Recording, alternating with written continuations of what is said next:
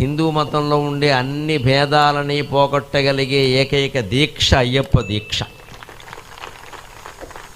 అందుకని నాకు ఆ దీక్ష వాళ్ళు పిలిస్తే చాలా ఆనందంగా ఉంటుంది. సమైక్యాన్ని నిలబడుతున్నారు. కులభేదం లేదు, ప్రాంత భేదం లేదు, కులభేదం లేదు. ప్రధానంగా ఎక్కడ అయ్యప్ప స్వాములు భోజనం చేస్తున్నా పక్కన ఆయన్ని స్వామి స్వామి అంటారు తప్పితే నువ్వు ఏ కులం స్వామి అని అనరు. అసలు ఆ మాటే రాదు. మొత్తం హిందూ ధర్మంలో ఈ కులం అనేది రద్దు అవ్వగలిగితే అప్పుడు హిందుత్వం మొత్తం బాగుంటుంది, భారతదేశం మొత్తం బాగుంటుంది.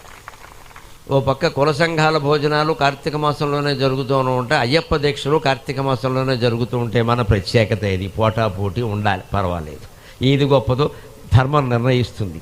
అంచేది అయ్యప్ప దీక్ష వాళ్ళు ఎవరైనా పిలిస్తే నాకు రావాలని ఎందుకు అనిపిస్తుంది అంటే, ఎటువంటి భేదము లేకుండా 4 మెతుకులు నీ పక్కన కూర్చొని తినడానికి దిక్కుమాలిన కులం అడ్డమైతే ఈ అధవ కులం తీసుకెళ్ళి గంగలో బారేద్దామని అందరికీ చెబుతున్న దీక్ష అయ్యప్ప దీక్ష.